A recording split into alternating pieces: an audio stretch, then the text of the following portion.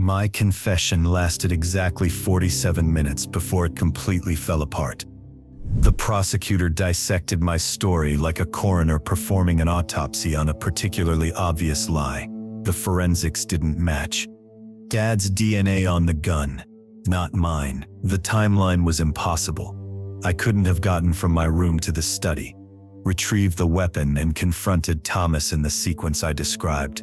And most damning of all, I broke down under questioning like a 10-year-old caught stealing cookies. "Mr. Morrison," Wes said, her voice cutting through the courtroom like a scalpel.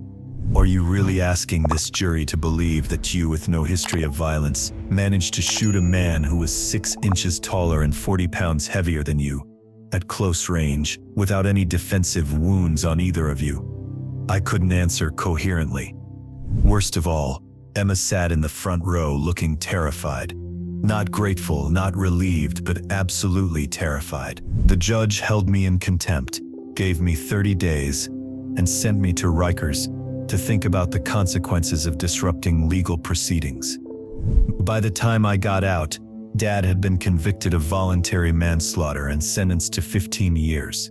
The crime of passion narrative had won. The jealous husband, the unfaithful wife, the dead lover.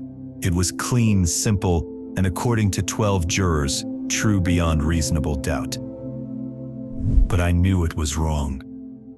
Incomplete, at least. And nobody seemed to care anymore. I couldn't answer. The truth was lodged in my throat like a stone I couldn't swallow, but nobody cared about wrong anymore. The story was over. The night after Dad's sentencing, I came home to a house that felt like a mausoleum. The reporters had finally given up their vigil, moving on to fresher scandals. Our brownstone sat in the kind of silence that makes the ears ring, heavy, suffocating, full of ghosts that won't stay buried. Emma hadn't come out of her room in 3 days. Sometimes I could hear crying through the walls, soft and broken, like something was dying slowly.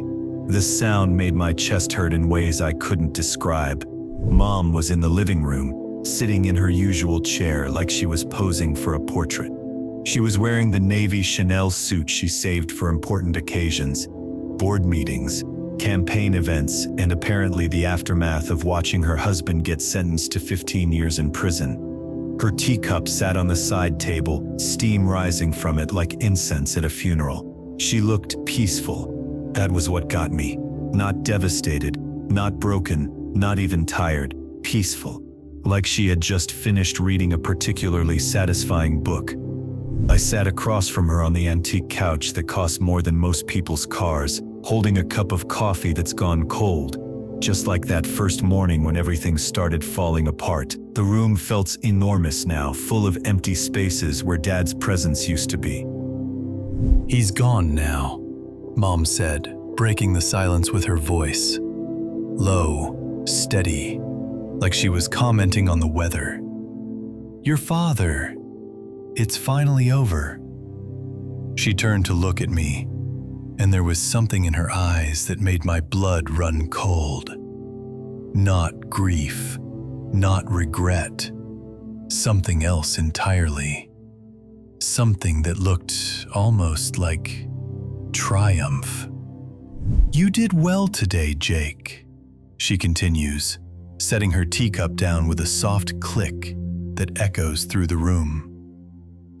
"Trying to protect us, just like your father.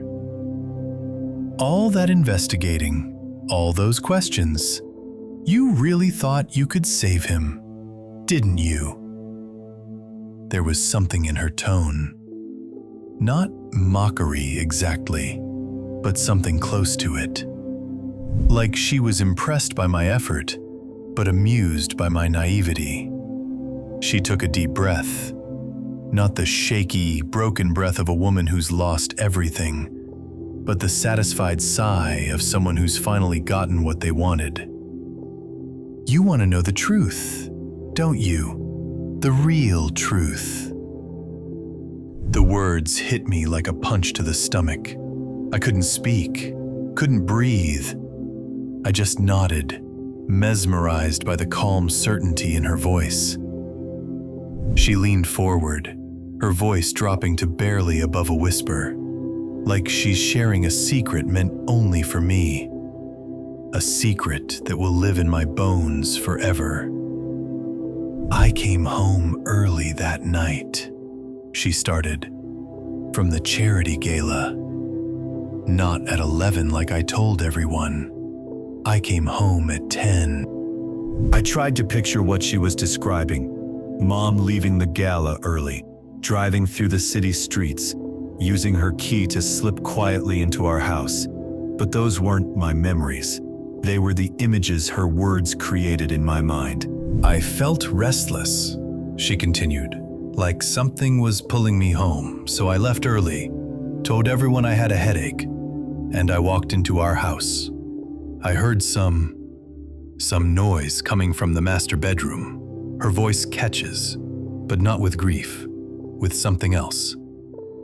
Something that sounds like rage, barely held in check. And I found him, with her, your sister, making love. Her eyes became narrow, and for a moment I saw something dark and raw flash across her face. The room tilted sideways. I gripped the arm of the couch, trying to keep me from falling into the abyss that was opening up beneath me. It was all making sense now. What David Frost told me at the bar, the blurred picture I found at the abandoned apartment, it was my sister. She was also having an affair with Thomas. As she spoke, I could almost see it. The scene she was describing. Mom pushing open the bedroom door. The shock of what she discovered. Thomas and Emma caught in an act that destroyed everything Mom thought she knew about her life, her marriage, her family. The audacity, the absolute betrayal. He promised me things, Jake. It wasn't just that he was with Emma. It was eased, the life we had planned, of a life beyond Richard, beyond this cage of political appearances and charity luncheons. He said he loved me, said we'd run away together, start fresh somewhere else. He'd made me believe I mattered to him, that our affair meant something, and then I found him using my own daughter, like she was just another conquest. I wanted to stop her. I wanted to plug my ears and run screaming from the room, but I couldn't move. I was frozen, hypnotized by the confession spilling from her lips like poison. I didn't think, she continued, her voice growing stronger, more confident. I saw red. Pure, burning rage. I reached for the first thing I could find, Richard's gun. He'd left it on the nightstand after coming home from his security briefing, a habit of his, checking it before putting it away. She described reaching for the weapon, the weight of it in her hands, the way her finger found the trigger almost automatically. And I shot him. The words hung in the air like smoke from a fire I couldn't see but could smell burning. My mind struggled to process what she was telling me. I could imagine it now, not because I saw it, but because her words painted such a vivid picture. The gunshot echoing through the house, Thomas Reed falling backward, blood spreading across his chest, Emma's silent scream of terror, the sudden, deafening silence that followed. Your father came in moments later, Mom said, pulling me back to the present. He heard the gunshot, came running. He saw everything, Emma on the bed, Thomas bleeding on the floor, me holding the smoking gun. I told him Thomas had tried to force himself on me, that I'd been trying to end the affair, and he became violent. Emma heard the struggle, came rushing in to see what was happening, and Thomas, in his rage, shoved her, that I'd shot him in self-defense. Your father, he believed me instantly. He's always believed me. Had to, really. His entire political career depended on trusting his wife. She paused, studying my face like she was reading a particularly interesting book. Richard said he would fix it, protect us, make it right. He felt guilty. You see, for all his absences, for neglecting our marriage while he chased his political dreams. This was his chance to finally put his family first. The full horror of it crashed over me like a wave. Dad, the noble fool, sitting in a prison cell believing he'd protected his wife from a sexual assault, never knowing that he'd actually covered up a murder committed in a fit of jealous rage. But even as she told me this, doubt crept in. Is this another lie? Another performance? I've learned not to trust anything in this family. Maybe Dad really did kill Thomas. Maybe Mom's confession was just another manipulation, another layer of deception in a family built on lies. But why? I finally managed to croak. If you were going to claim self-defense anyway, why let Dad take the blame? Mom laughed like breaking glass. Because Richard's story was more believable, darling. A mayor protecting his family from a dangerous man, that's noble, sympathetic. A scorned wife shooting her daughter's seducer in a fit of rage, that's just ugly. Besides, Richard was always better at taking responsibility, better at making sacrifices for the family. He wanted to be the hero so badly, I simply let him. She set down her teacup and looked directly at me, her eyes cold as winter. The truth is, Thomas Reed had to pay for what he did to me, for abandoning his promises, for what he did to my family. This was my payback, my revenge. And your father, he gave it to me. Willingly, beautifully, completely. I stared at her, this woman who raised me, who taught me to tie my shoes and helped me with homework and kissed my scraped knees better. She has become a stranger, a creature I don't recognize. But is she telling me the truth now, or is this just another mask, another performance? You're wondering if I'm lying, she said, reading my expression perfectly. If this is just another story, another manipulation.